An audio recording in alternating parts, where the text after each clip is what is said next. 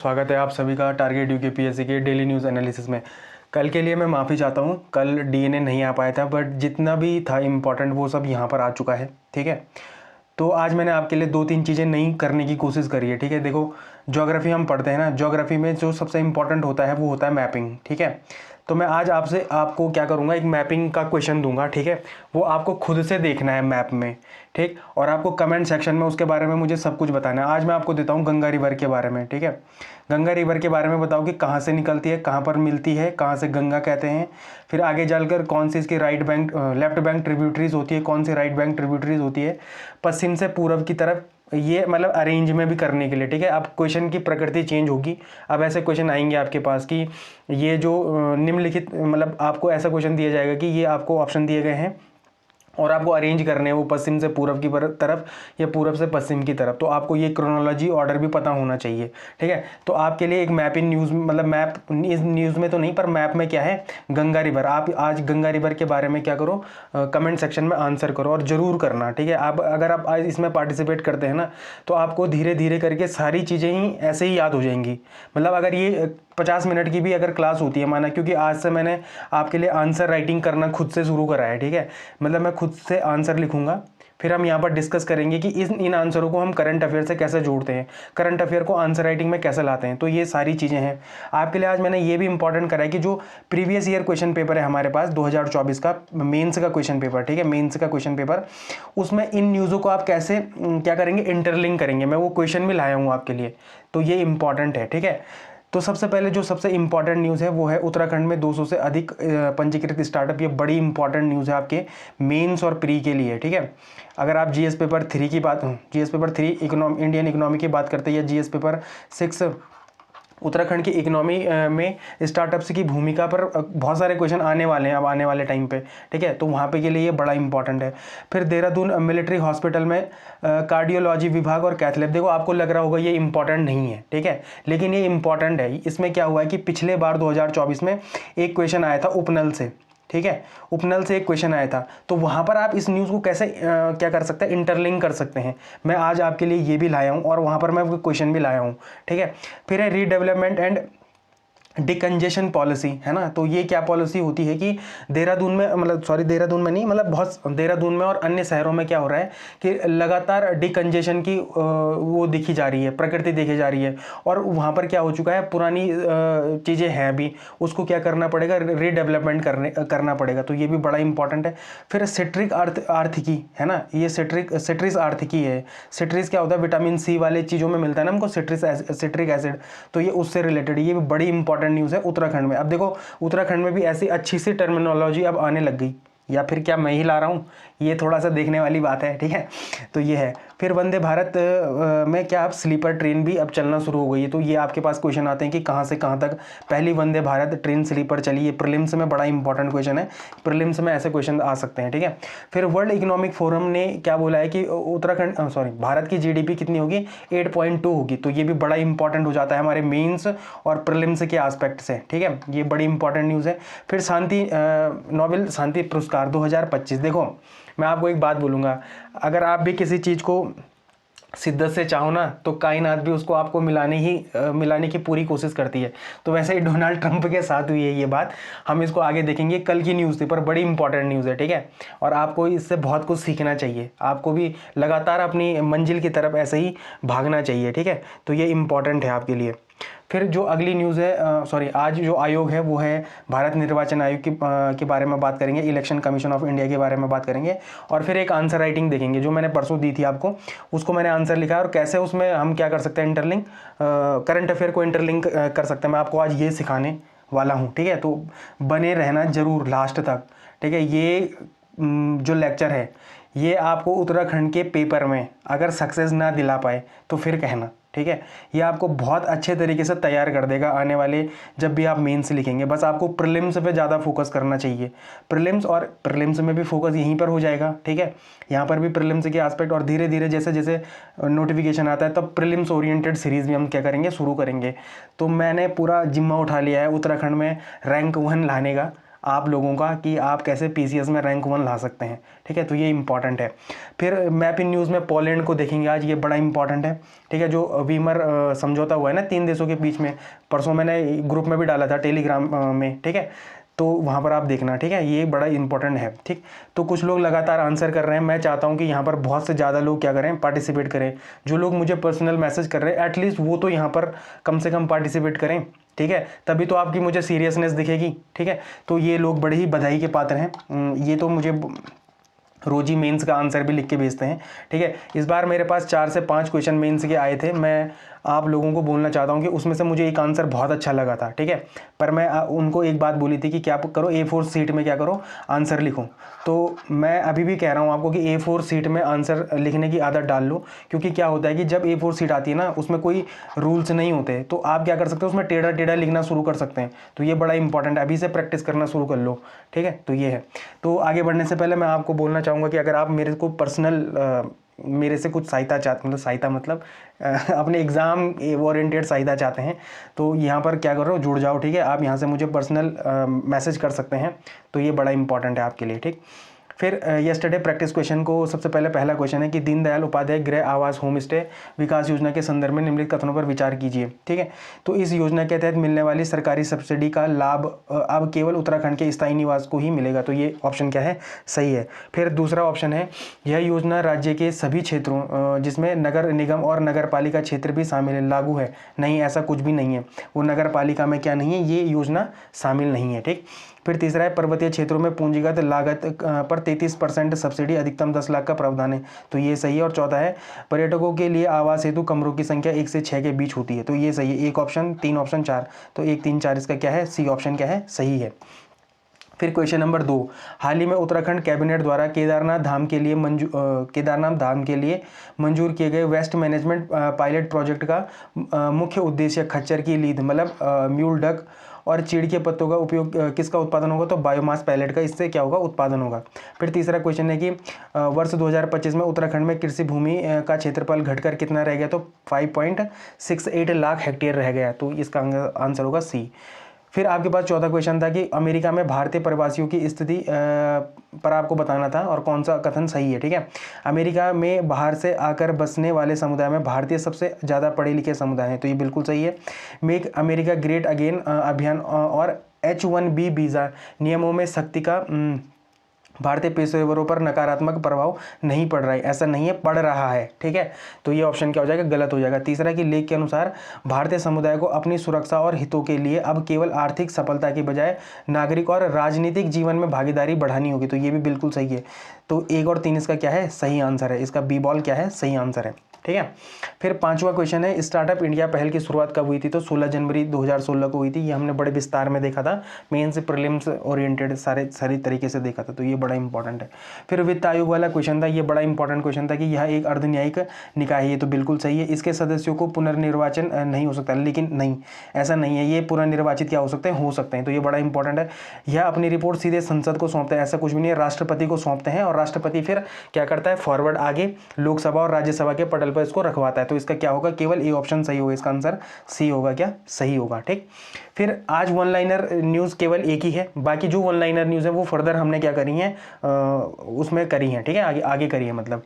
तो भारत और इजराइल के बीच blue food security sea the future 2026 सम्मेलन के दौरान मत्स्य पालन और जलीय कृषि में सहयोग बढ़ाने के लिए संयुक्त मंत्री स्तरीय घोषणा पर हस्ताक्षर हुए।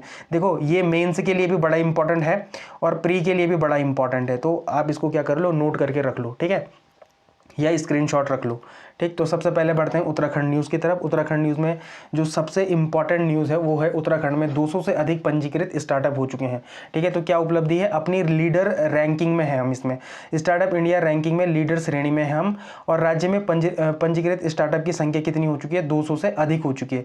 कौन बताता है कि ये स्टार्टअप की संख्या कितनी है कितनी नहीं है, तो उद्योग संवर्धन एवं आंतरिक व्यापार विभाग DPIIT, ठीक है, DPIIT और राज्य उद्योग विभाग इनको बताता है, ठीक है। फिर प्रमुख पहल क्या है कि नई स्टार्टअप नीति और कौशल विकास कार्यक्रम की क्या हुई है, शुरुआत हुई है, तो ये बड़ी इंपॉर्टेंट न्यूज़ है, ठीक है। फिर आगे है ये मेंस में आप इसको कैसे कनेक्ट करेंगे, तो जीएस पेपर 3 या जीएस पेपर 6 से आप इसको कनेक्ट कर सकते हैं उत्तराखंड स्पेसिफिक में। तो उत्तराखंड की अर्थव्यवस्था, जब भी क्वेश्चन क्या है कि उत्तराखंड में जो स्टार्टअप कल्चर से रिलेटेड कोई क्वेश्चन आए तो आप उसका क्या कर सकते हैं, कोड कर सकते हैं, इस नीति का क्या कर सकते हैं, कोड कर सकते हैं। ठीक है, राज्य में औद्योगिक विकास या उद्यमिता उदाहरण के रूप में आप इसको क्या कर सकते हैं, दिखा सकते हैं। जब भी क्या है ऐसा क्वेश्चन आया आपके पास स्टार्टअप से रिलेटेड उत्तराखंड में ना, ऐसे कुछ क्वेश्चन आए तो यहाँ पर कर सकते हैं। राज्य सरकार की नीतियाँ सही दिशा में काम करें, इसका मतलब क्या है कि जब अच्छे मतलब हमारे पास स्टार्टअप निकल के आ रहे हैं और हम क्या हैं लीडर श्रेणी में भी हैं। देखो एक तो हमें लीडर श्रेणी में और उसके ऊपर से हमारे पास कितने हैं 200 या 200 से ज़्यादा क्या है हमारे पास स्टार्टअप बन चुके हैं। तो यहाँ पर क्या बताता है कि जो सरकार ने नीतियाँ बनाई थी किन के लिए, स्टार्टअप्स के लिए, तो वो क्या कर रही है, सही दिशा में काम कर रही है। तो ये बड़ा इंपॉर्टेंट है। एक पॉजिटिव एस्पेक्ट में जब आप अपना आंसर देना चाहें तो ये दिखा सकते हैं। ठीक, फिर सरकारी नीतियाँ, तो सरकारी नीतियाँ क्या है, अनुकूल नीतियाँ, सरल प्रक्रिया और मजबूत इकोसिस्टम। राज्य में ईज ऑफ डूइंग बिजनेस और इनोवेशन को बढ़ावा दिया जा रहा है। तो ये बड़ा इंपॉर्टेंट है। जब आप इसमें गवर्नमेंट एस्पेक्ट से कुछ लिखना चाहो तो आप क्या कर सकते हैं, इस नीति का जिक्र कर सकते हैं कि कैसे सरकार की अनुकूल नीतियां, सरल प्रक्रिया और मजबूत इकोसिस्टम से क्या हो रहा है, राज्य में ईज ऑफ डूइंग बिजनेस और इनोवेशन को क्या मिल रहा है, बढ़ावा मिल रहा है। फिर इससे क्या होगा भाई, रोजगार और युवा को पॉजिटिव इम्पैक्ट पड़ेगा, इससे पलायन रुकेंगे, स्वरोजगार स्टार्टअप इकोसिस्टम मजबूत होने से राज्य के युवाओं को स्थानीय स्तर पर रोजगार मिल रहा है, जो राज्य की एक बड़ी समस्या का समाधान है। हमने इसमें क्या पढ़ा था, एक रिवर्स माइग्रेशन की अवधारणा पढ़ी है। ठीक है, लगातार हम इसको पढ़ रहे हैं और लगातार मैं इसका यूज़ कर रहा हूँ। क्यों कर रहा हूँ, क्योंकि मुझे भी एक नया टर्म मिला है। ठीक है, तो इसको भी आप अपने आंसर में क्या कर सकते हैं, लगातार कोड कर सकते हैं। तो देखो यहाँ पर पता आपके पास मेंस में अगर क्वेश्चन बनेगा तो क्या बनेगा, वो पक्का बनेगा स्टार्टअप पे। और अब आप मेरे से लिख के ले लो कि आने वाले टाइम पे ये जो स्टार्टअप्स है ना, इनसे रिलेटेड क्वेश्चन बनने ही वाले हैं। ठीक है, क्योंकि ये बड़ा ही हॉट पोटैटो है। हॉट पोटैटो का मतलब जानते हैं ना, हॉट पोटैटो मतलब होता है कि ये आजकल बड़े ही न्यूज़ में हैं ये सब चीज़ें, तो ये आएंगी। ठीक, तो इंपॉर्टेंट है। फिर आपके लिए क्या है, ये प्री का क्वेश्चन है, मतलब हाँ एमसीक्यू है, तो आप इसका क्या कर सकते हैं, कमेंट सेक्शन में आंसर कर सकते हैं। आज मैं देखना चाहूँगा कि 10 लोगों से ज़्यादा आंसर होने चाहिए आज कमेंट सेक्शन में, और धीरे धीरे ये बढ़ने चाहिए। ठीक है, तो ये इंपॉर्टेंट है। फिर कचरा प्रबंधन, देखो यहाँ पर ये बड़ा इंपॉर्टेंट है। ये बड़ा इंपॉर्टेंट क्यों है, क्योंकि इससे रिलेटेड 2 क्वेश्चन आपके पास क्या कर रहे हैं, मेंस में PYQ में आ चुके हैं। ठीक है, और आप इन PYQ से रिलेट कर सकते हैं, आप इन क्या कर सकते हैं इस न्यूज़ को। अब आज हम ये भी सीखेंगे, ये नई इनोवेशन तरीके से मैं इसको लाया हूँ, इनोवेटिव तरीके से लाया हूँ। और देखो आपकी मेरे साथ आप धीरे धीरे आंसर राइटिंग में, या आपके अंदर से ये डर क्या हो जाएगा, धीरे धीरे बाहर हो जाएगा कि मेन से भी लिखना होता है, इतने ज़्यादा पेपर होता है। ऐसा कुछ भी नहीं है। अगर आपको एक बार इंटरलिंकिंग आ गई, अगर आपके अंदर ये योग्यता है कि कैसे आप एक मामूली से न्यूज़ को, जो एक आम इंसान अगर कोई न्यूज़ पढ़ता है ना, कैसे आप उसको इंटरलिंक करके अपने आंसर में पुट कर सकते हो, अगर आपके पास ये समझ विकसित हो जाती है तो आपके लिए मेंस क्या है, केक ऑफ वॉक है। मतलब केक ऑफ वॉक मतलब समझते हो ना, एक फ्रेज है इंग्लिश का, तो ये बड़ा इंपॉर्टेंट है। ठीक है, तो कचरा प्रबंधन एक केस स्टडी है ये, और ये इथिक्स में GS पेपर 4 में क्या होता है, कभी कभी ऐसे क्वेश्चंस आ जाते हैं। तो समस्या क्या थी, देखो समस्या क्या थी कि देहरादून शहर में करीब 1.5 लाख लोग ऐसे हैं जो घर से कूड़ा उठाने की सुविधा का शुल्क यानी 70 रुपये प्रतिमाह बचाने के चक्कर में कूड़ा को क्या कर रहे हैं, खुले में फेंक रहे हैं, सार्वजनिक स्थानों में फेंक रहे हैं। तो इससे क्या नुकसान हो रहा है, इससे ये नुकसान हो रहा है कि इस छोटी बचत की मानसिकता के कारण नगर निगम को हर महीने 50 लाख का राजस्व नुकसान हो रहा है और शहर भी गंदा हो रहा है। देखो 2 चीज़ें हैं इसमें, अगर कोई शहर कोई गंदगी कर रहा है तो देखो शहर तो गंदा हो ही रहा है ना, और शहर से मतलब मेरा देहरादून है, और देहरादून को हम क्या बनाने वाले हैं, स्मार्ट सिटी बनाने की बात करते हैं। ठीक है, तो देखो यहाँ पर कैसा निगेटिव इंपैक्ट आएगा। और ये क्वेश्चन पहले आ चुका है मेंस में कि देहरादून एक स्मार्ट सिटी है, इस पर एक व्याख्या करें। मेंस में अभी ये दिखाता हूँ मैं आपको थोड़ी देर बाद। ठीक है, वो क्वेश्चन आ सकता है, उस क्वेश्चन को भी आप इससे रिलेट कर सकते हैं। ठीक है, ये भी एक इंपॉर्टेंट चीज़ है। तो देखो आप, तो इससे 2 चीज़ें नुकसान हो रही है। एक तो सरकार का राजस्व कम हो रहा है, देखो सरकार के पास पहले ही पैसा कम है। ठीक है, सरकार के पास पहले ही पैसा कम है, और सरकार के पास ऊपर से क्या हो रहा है, राजस्व का यहाँ पर नुकसान हो रहा है। ठीक, दूसरा शहर भी गंदा हो रहा है। तीसरी बात यहाँ पर क्या बोली गई है कि निजी कंपनियों की विफलता, पहले यह काम बड़ी कंपनियों जैसे कि चेन्नई MSW, वाटर ग्रेज आदि को दिया गया था, लेकिन वे सही डेटा और शुल्क कलेक्ट करने में पूरी तरह विफल रहीं। कई वार्डों में तो इन्होंने कलेक्शन ही नहीं करा, तो वो 0 रही। अब देखो इसमें क्या हुआ, इसमें एक इम्पॉर्टेंट ये बात आई कि यहाँ पर आए SHG। ठीक है। जब भी आप एसएचजी के बारे में एक पॉजिटिव आंसर लिखना चाहो तो आप यहीं से लिख सकते हो। और क्वेश्चन क्या आया था आपके पास, देखो यहाँ पर महिला सशक्तिकरण के विभिन्न आयामों के बारे में बताएं। उत्तराखंड सरकार द्वारा महिला सशक्तिकरण को बढ़ावा देने के लिए कौन सी प्रमुख योजना। देखो क्वेश्चन भले ही अलग है, लेकिन क्या महिला सशक्तिकरण पर आप ये नहीं बता सकते कि जब महिला सशक्त थी तभी तो उन्होंने इतना अच्छा काम किया है। देखो काम क्या किया है, तो एसएचजी में क्या है, महिला स्वयं सहायता समूह जब कंपनियों से काम नहीं संभला तो नगर निगम ने जिम्मेदारी एसएचजी को सौंप दी, महिला स्वयं सहायता समूह को सौंप दी, और महिलाओं ने घर घर जाकर सर्वे किया और सटीक डेटा निकाला। देखो जब तुम्हारे पास डेटा सही होगा तभी तो आप क्या करेंगे, उसका इंप्लीमेंटेशन अच्छे से करेंगे। जब आपके पास इनपुट ही गलत आएगा तो फिर आउटपुट कहां से पॉजिटिव आएगा, ठीक है। तो ये इंपॉर्टेंट है।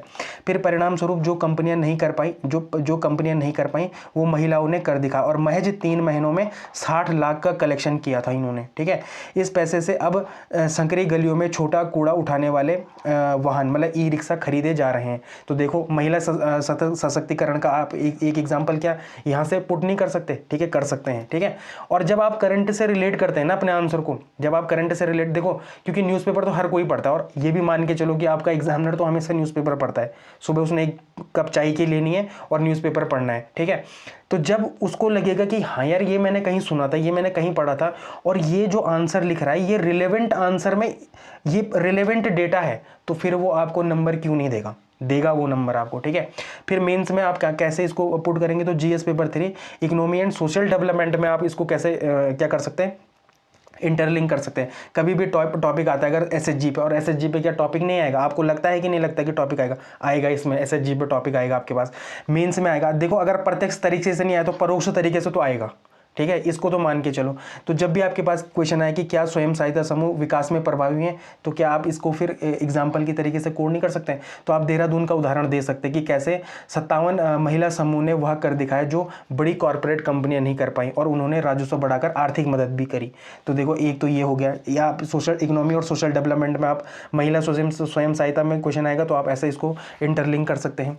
अगर question GS paper 4 ethics, integrity और एप्टीट्यूड से क्वेश्चन आता है माना, और टॉपिक क्या होता है कि नागरिक कर्तव्य और अभिवृत्ति, है ना, सिविक ड्यूटीज एंड एटीट्यूड के बारे में आता है, तो नागरिक चेतना की कमी का एक क्लासिकल एग्जाम्पल नहीं है ये, है कि कैसे 70 रुपए बचाने के चक्कर में आपने अपने शहर की स्वच्छता को ही ताक पे रख दिया, ठीक है। तो आप वहां पर भी इसको क्या कर सकते हैं, कोड कर सकते हैं इस एग्जाम्पल को, ठीक है। फिर जीएस पेपर 3 में जनरल साइंस एंड एनवायरनमेंट में कैसे कि ठोस अपशिष्ट प्रबंधन, फंड की कमी और जनता का सहयोग न मिलना कूड़ा प्रबंधन को फेल करता है, ठीक है। लेकिन साथ ही जन सहभागिता मतलब कम्युनिटी पार्टिसिपेशन के जरिए इसे सुधारा जा सकता है, जैसा देहरादून की महिलाओं ने किया, ठीक है। तो ये इंपॉर्टेंट आपके लिए आज ये मेंस का क्वेश्चन है, और आज आप इसको लिखेंगे, ठीक है। जो लिखेगा वो बड़ा बधाई का पात्र होगा, वो अपनी सक्सेस के एक स्टेप नज़दीक जा रहा है, ठीक है। आज ये मान के इस आंसर को लिख लेना, ठीक है। बता मैंने दिया है, न्यूज़ मैंने बता दी है, अब आपके पास सिंपल सा एक क्वेश्चन है और आपको एक आंसर लिखना है, ठीक है। और आंसर कैसे लिखना है ये भी मैं आपको इस वीडियो के लास्ट में बताने वाला हूँ, ठीक। तो ये इंपॉर्टेंट है। और प्रीवियस ईयर देखो ये क्वेश्चन आए थे, ये वाला क्वेश्चन देखो कि उत्तराखंड का स्मार्ट नगर देहरादून भौगोल, देखो यहाँ पर तो भौगोलिक व्याख्या के लिए कीजिए, यहाँ पर तो केवल ये आया था, पर क्या यहाँ पर ये नहीं आ सकता कि उत्तराखंड एक स्मार्ट नगर उत्तराखंड का स्मार्ट नगर देहरादून में की क्या चुनौतियां हैं। अगर चुनौतियों पे क्वेश्चन आ गया तो क्या ये चुनौती नहीं है, कचरा भी तो एक चुनौती है ना, उसका प्रबंधन भी एक चुनौती है, तो आप वहां पर इसको कोड नहीं कर सकते, कर सकते हैं, ठीक है। तो ये देखो ये 2 PYQ हैं, आप इस न्यूज़ को इन क्वेश्चनों के साथ रिलेट करके देख लो, और मैंने करके दिखा दिया है आपको, ठीक है। तो ये इंपॉर्टेंट है। फिर देखो देहरादून मिलिट्री हॉस्पिटल में कार्डियोलॉजी विभाग और कैथ लैब, अब आप देखो हर कोई जो सामान्य व्यक्ति होगा ना वो इस न्यूज़ को क्या कर देगा, स्किप करके चला जाएगा, कि सोचेगा कि क्या इंपॉर्टेंस है इस न्यूज़ की। देखो पर आपके ही पेपर में PYQ में आया है 2024 के मेंस एग्जामिनेशन में आया कि पूर्व सैनिक कल्याण पुनर्वास में उपनल की भूमिका का मूल्यांकन कीजिए, 100 शब्दों का 8 नंबर का क्वेश्चन है ये, ठीक है।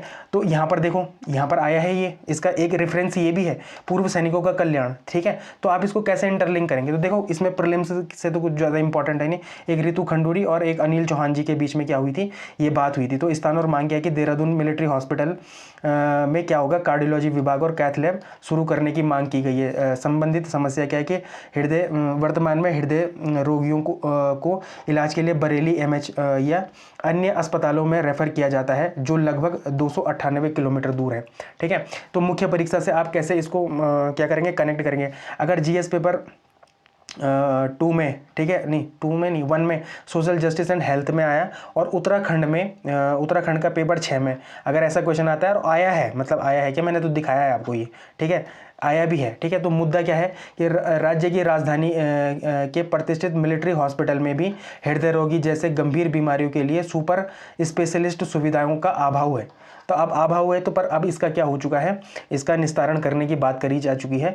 तो स्वास्थ्य चुनौतियों का उत्तर लिखते समय आप क्या कर सकते हैं, इन सब चीज़ों का आंसर दे सकते हैं। और यहाँ पर देखो वेलफेयर ऑफ एक्स सर्विसमैन में क्या है, संदर्भ क्या है, उत्तराखंड में पूर्व सैनिकों की एक बड़ी आबादी, देखो क्योंकि ये वीरों की भूमि है, ठीक है, यहीं से सबसे ज़्यादा लोग क्या करते हैं, हर घर में आपको एक आध फौजी तो मिल ही जाएगा। मतलब अगर मेरे गांव में ही मैं बात करूं तो 38 परिवार हैं, तो 30 परिवारों में तो कम से कम हर एक आदमी फौज में है, ठीक है। तो ये इंपॉर्टेंट है, ठीक। तो अब यहाँ पर डेटा क्या है कि पिछले 3 सालों में 750 पूर्व सैनिकों और आश्रितों को हृदय रोगों के लिए बाहर रेफर किया गया था।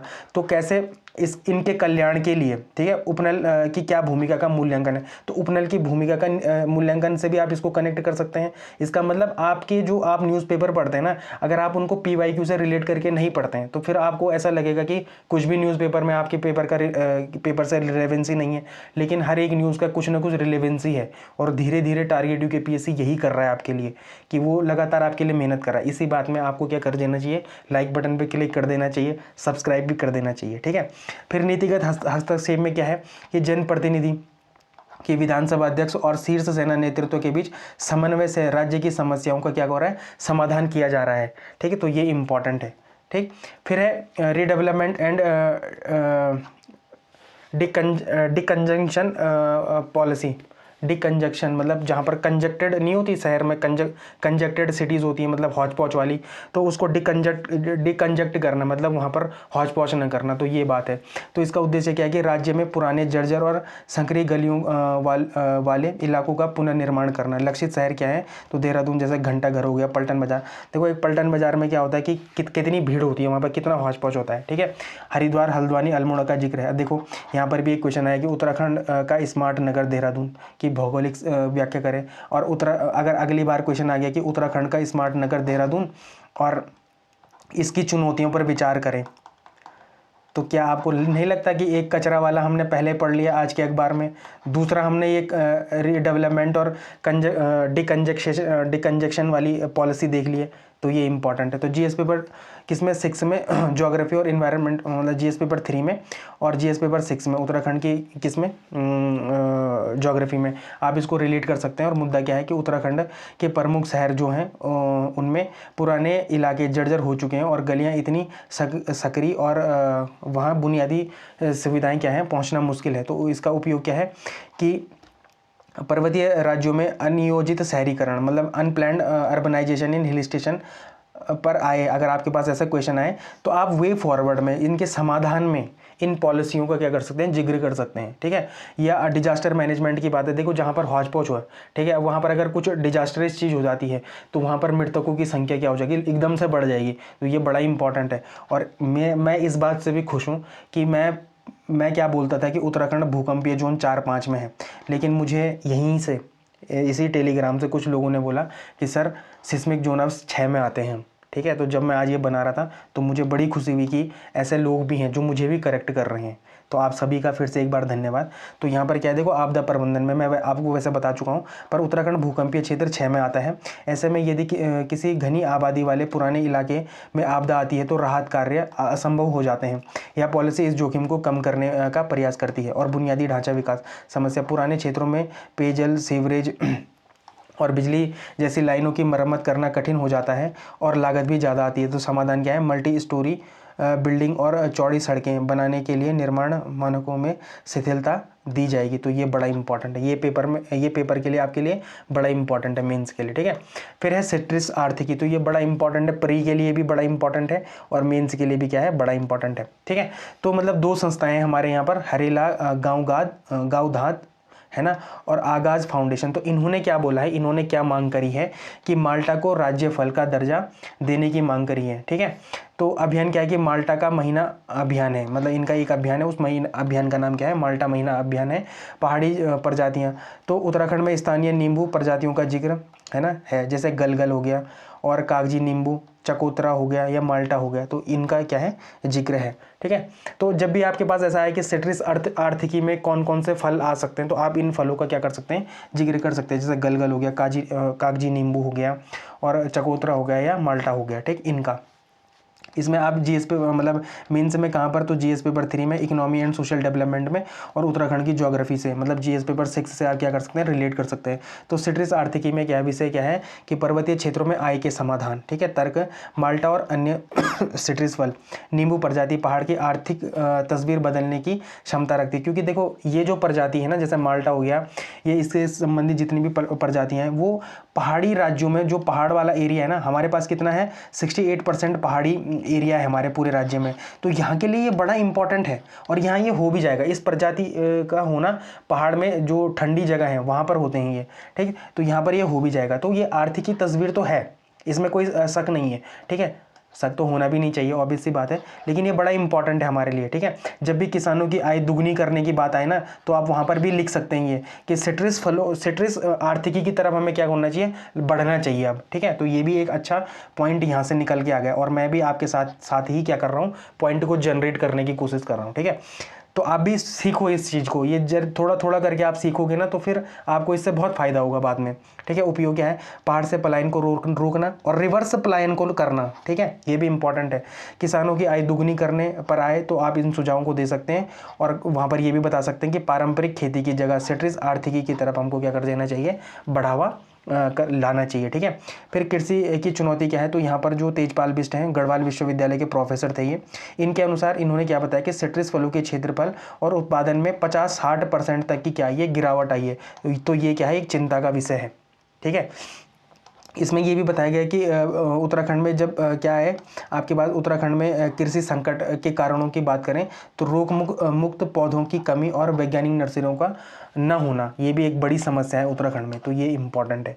ठीक है, और यहाँ पर देखो, यहाँ पर इंटरलिंक किस क्वेश्चन से कर सकते हो, देखो यहाँ पर उत्तराखंड में बेरोजगारी के प्रमुख कारण क्या है, रोजगार को बढ़ाने के लिए सरकार द्वारा संचालित प्रमुख योजनाओं पर विवेचना करें। अब यहाँ पर सरकार द्वारा ना आगे अगर एनजीओ आ गया या संस्था आ गई, उनके विचार, तो क्या यहाँ पर आप आंसर नहीं लिख पाएंगे, लिख पाएंगे कि नहीं लिख पाएंगे, लिख पाएंगे, ऑब्वियस सी बात है। ठीक है, पर जब आपके पास ऐसे डेटा हो ना तब।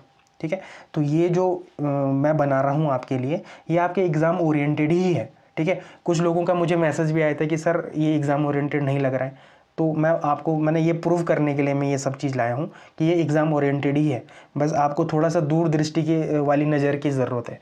ठीक है, तो ये इंपॉर्टेंट है।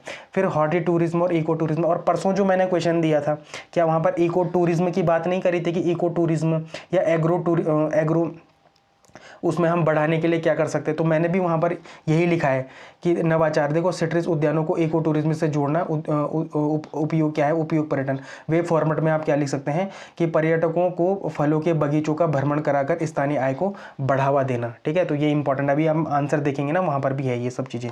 फिर जीन बैंक और ब्रांडिंग क्या है समस्या, सरकारी स्तर पर सिट्रस फलों का का कोई भी क्या नहीं है, जीन बैंक नहीं है। देखो ये समस्या है, और जीन बैंक होना बहुत ज़रूरी है। ठीक, ये इंपॉर्टेंट है। फिर समाधान क्या है, माल्टा को कीनू और संतरे से अलग पहचान दिलाने के लिए ब्रांडिंग और कोल्ड चेन की क्या है, सख्त ज़रूरत है, तो ये इंपॉर्टेंट है।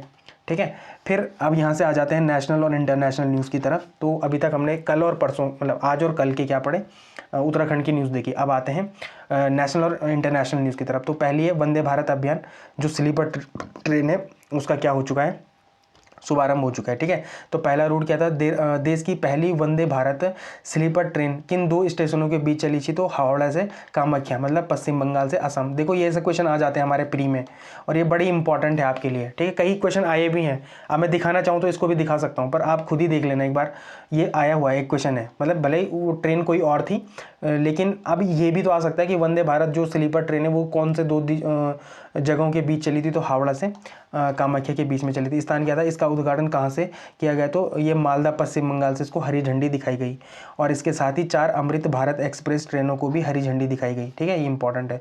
प्रधानमंत्री ने मालदा में 3250 करोड़ रुपए की परियोजना का उद्घाटन किया, तो ये तो खैर हमारे लिए इंपॉर्टेंट नहीं है, बट ऊपर के ये जो लाइनें हैं ये हमारे लिए प्री के एस्पेक्ट से बड़ी इंपॉर्टेंट है। ठीक है, फिर ये आप कहाँ पर इसको कनेक्ट करेंगे तो जीएस पेपर 3 इकोनॉमी और इंफ्रास्ट्रक्चर में, और उत्तराखंड में भी आप इसको कनेक्ट कर सकते हैं क्योंकि उत्तराखंड भी तो अब रेल लाइनों की तरफ काम कर रहा है, जो कर्णप्रयाग वाली है, देहरादून से कर्णप्रयाग वाली जो हमारी रेल लाइन है वहाँ पर भी तो काम चल रहा है, वहाँ पर तो कभी वंदे भारत चलेगी, तो ये इंपॉर्टेंट है। ठीक है, GS paper 3 science and technology से भी आप इसको क्या कर सकते हैं, कनेक्ट कर सकते हैं। फिर इंफ्रास्ट्रक्चर और विकास, भारतीय रेलवे का आधुनिकीकरण हो रहा है, वंदे भारत स्लीपर लंबी दूरी की यात्रा को आरामदायक बनाने और समय बचाने की दिशा में एक बड़ा कदम है। कनेक्टिविटी, यह ट्रेन हावड़ा और कामाख्या को से जोड़ती है।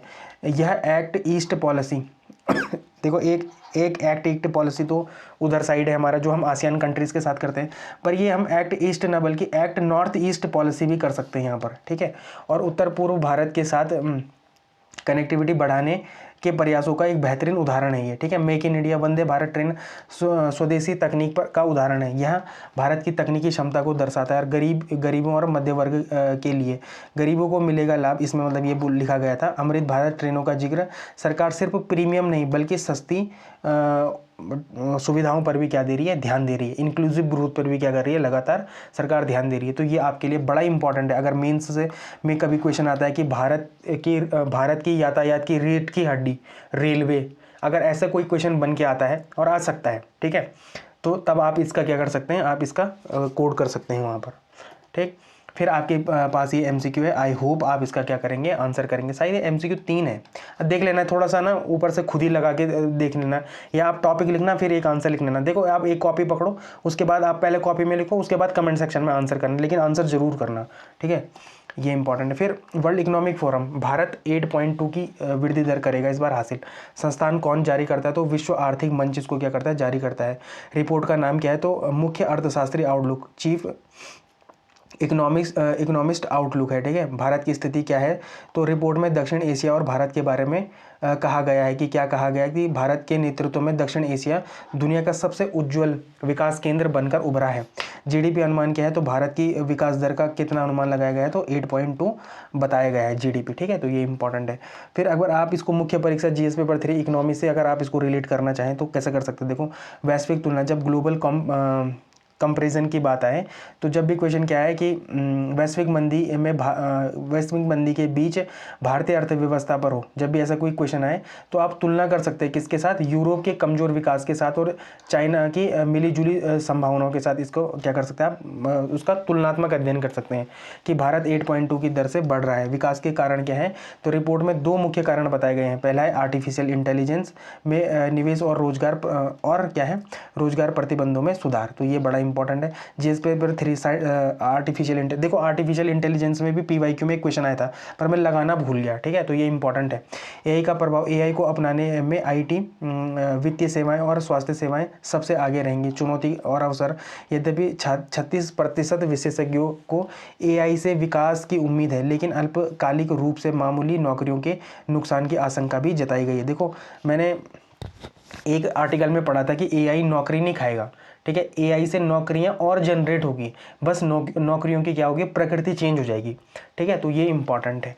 आप ऐसे भी आंसर इसको क्या कर सकते हैं, कोड कर सकते हैं। फिर ऐसे में भी अगर आएगा, अगर कोई ऐसा आता है कि बदलता भारत वैश्विक परिदृश्य या एआई और भविष्य, तो आप इसको क्या कर सकते हैं, ऐसे रिपोर्ट्स को आप क्या कर सकते हैं, कोड कर सकते हैं कि एआई क्या करेगा भारत की जीडीपी में योगदान देगा। ठीक है, और कैसा योगदान देगा, तो हम ये ऊपर पढ़ चुके हैं, तो ये इंपॉर्टेंट है।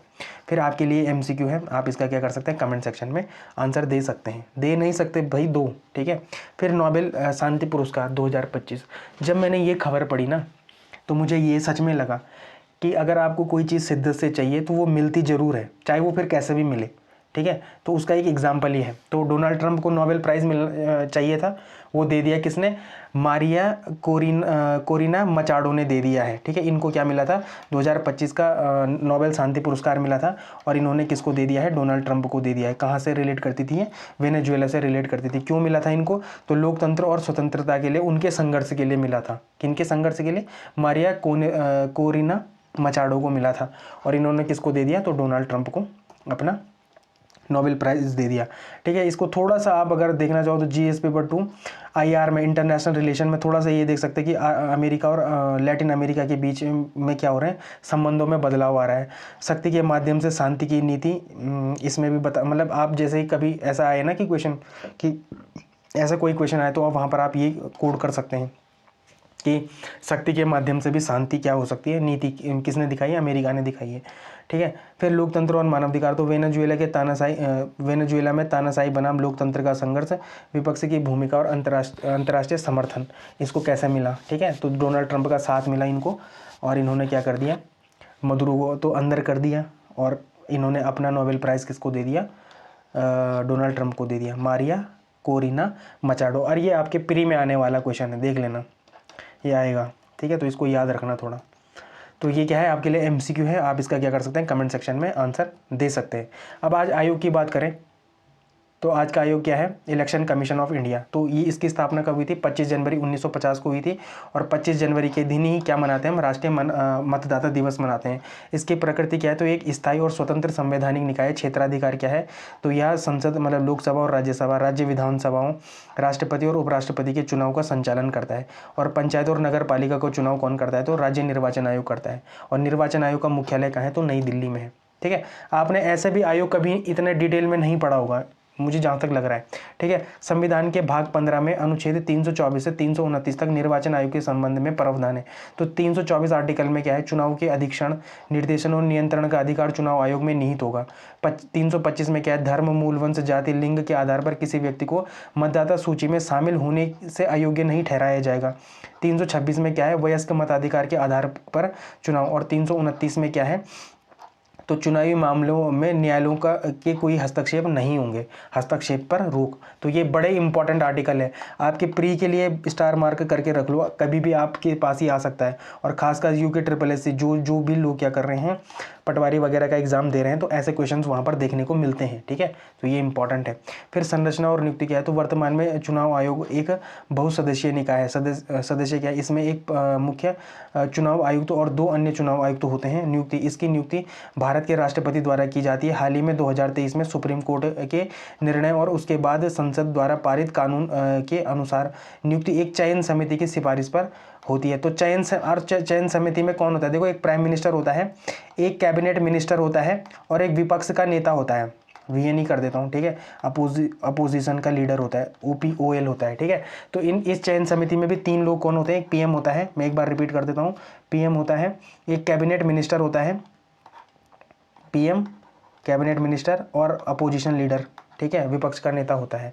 ठीक है, इनका कार्यकाल क्या होता है, 6 वर्ष और 65 वर्ष, जो भी पहले हो जाए इतना है इनका। वेतन और भत्ते, सर्वोच्च न्यायालय के न्यायाधीश के समान इनका क्या होता है, वेतन और भत्ते होते हैं। फिर इनकी शक्तियाँ क्या हैं, तो निर्वाचन आयोग के कार्यों को 3 श्रेणियों में बांटा गया है, प्रशासनिक, सलाहकारी और अर्धन्यायिक। तो चुनाव का संचालन के चुनाव की तारीखों और समय सारणी की घोषणा कौन करता है, चुनाव आयोग करता है। मतदाता सूची तैयार करना, उसे अपडेट करने का काम भी कौन करता है, चुनाव आयुक्त करता है। और SIR पता है ना, ये न्यूज़ में चल रहा है, SIR की फुल फॉर्म आपके पास आ सकती है।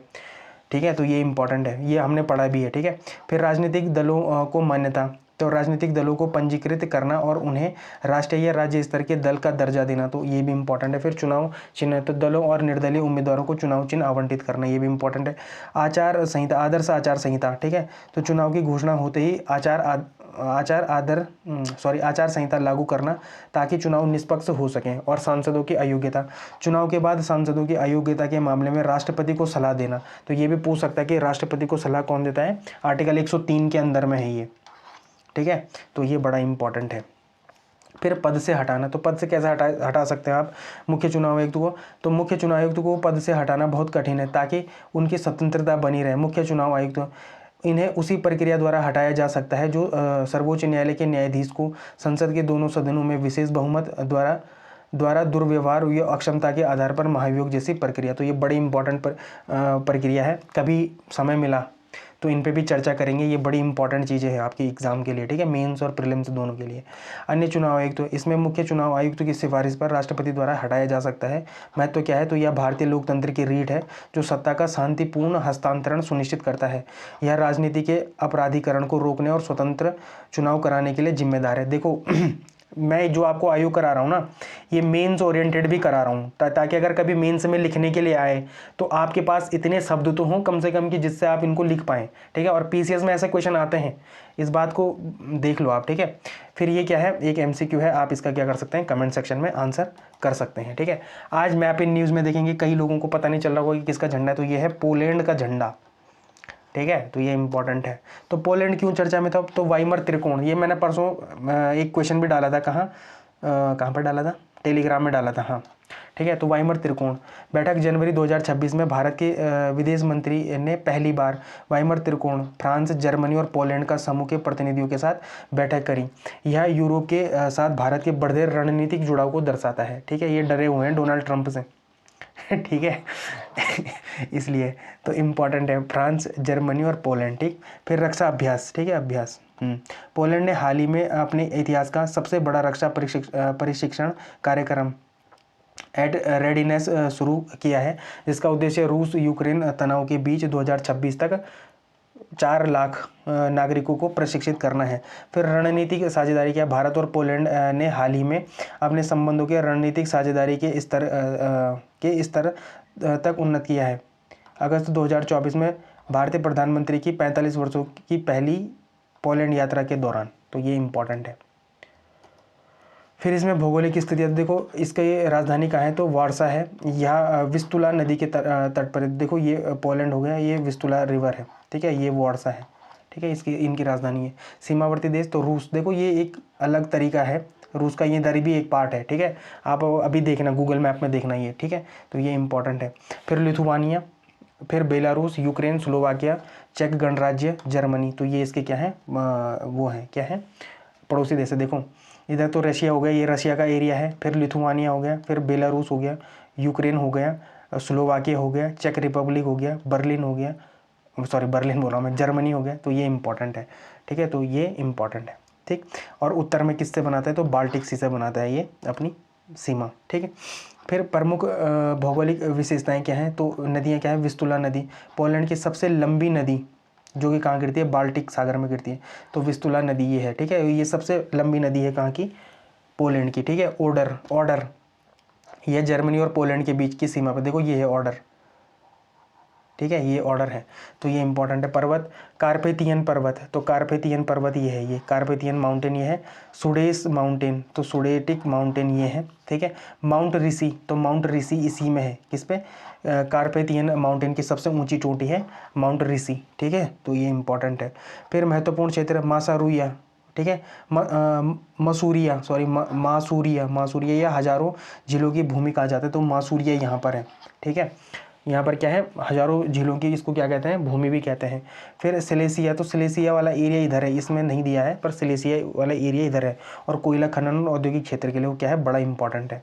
फिर भारत पोलैंड संबंध क्या है, तो ऐतिहासिक संबंध क्या है, जाम साहब, तो इसमें क्या होता है, द्वितीय विश्व युद्ध के दौरान गुजरात के जामनगर के महाराजा जाम साहब दिग्विजय सिंह ने 1000 से अधिक पोलिश शरणार्थी बच्चों को आश्रय दिया था। पोलैंड में उन्हें गॉड महाराजा के नाम से किया गया है, सम्मानित किया गया है। फिर व्यापार, पोलैंड मध्य यूरोप में भारत का सबसे बड़ा क्या है, व्यापारिक भागीदार है। समुद्री सहयोग भी है, बाल्टिक सागर और इंडो पैसिफिक क्षेत्र में नियम आधारित व्यवस्था के लिए दोनों देश सहयोग कर रहे हैं, तो ये बड़ा इंपॉर्टेंट है, ठीक। तो यहाँ पर क्या होता है, मैप इन न्यूज़ भी खत्म होता है। अब आंसर राइटिंग में देखो, ये आंसर मैंने लिखा था, ठीक। कई लोगों ने मुझे आंसर भेजे थे, भाई मैं आप सभी को बोलूँगा, पहले तो वाइट पेपर, ठीक है, दोनों लाइन, इसको बिल्कुल प्रॉपर ऐसे पेजों में लिखो, ठीक है। अगर आपको पहले से ही आदत रहेगी तो फिर आपको क्या होगा कि फिर आपको ये शिफ्ट नहीं करना पड़ेगा, इसलिए अभी से ऐसे कागज़ों में या ऐसे पेजेस को अपने पास रख लो, ठीक है, मिल जाते हैं ये पेपर, कोई बड़ी बात नहीं है, ठीक है। तो क्वेश्चन क्या था, देखो कि उत्तराखंड की जीएसडीपी में कृषि क्षेत्र के घटते योगदान के कारणों का विश्लेषण कीजिए और इसे सुधारने के लिए एग्रो स्टार्टअप कैसे सहायक हो सकते हैं, इसके बारे में। और 150 शब्द लिखने के लिए था, कईयों ने इतने बड़े बड़े लिखे हैं फैक्ट डालने के चक्कर में कि वो 350-400 शब्द से भी पार जा रहे होंगे, ठीक है। मैं किसी की भी डिसरिस्पेक्ट नहीं कर रहा हूँ, पहली बात। और मैं ये भी समझता हूँ कि कई लोग अभी शुरुआत कर रहे होंगे, ठीक है, कोई बात नहीं, मेरे साथ भी होता था, आपके साथ भी हो रहा है, और वो हर एस्पिरेंट के साथ होगा जो नई शुरुआत करेगा, ठीक है, कोई घबराने वाली बात नहीं है। लेकिन यहाँ से सीखो जरा, देखो जब आप इंट्रोडक्शन लिखोगे ना, संक्षेप में लिखो, छोटा सा इंट्रोडक्शन लिखो, कोई बड़ी ज़रूरत नहीं है। जब आप मेन बॉडी पे आओ तो उनके बुलेट पॉइंट्स बना दो, ठीक है। और जब आपको अगर इसमें अलग से जोड़ा गया था एग्रो स्टार्टअप, तो यहाँ पर उसका सहयोग बता दो, 2-3 पॉइंट यहाँ पर बता दो। और संक्षेप क्या करो, निष्कर्ष लिखो, कोई बड़ा लिखने की ज़रूरत नहीं है, संक्षेप ठोस लिखो, ठीक है। तो ये इंपॉर्टेंट है। तो देखो यहाँ पर पिछले 25 वर्षों में राज्य की कृषि भूमि में 27% की कमी आना कृषि आधारित अर्थव्यवस्था के लिए एक संकट का विषय है। ये चुनौती, संकट भी यहाँ पर मैंने गलत लिख दिया, यहाँ पर लिखना चाहिए था मुझे चुनौती का विषय है, ठीक है। तो ये इंपॉर्टेंट है।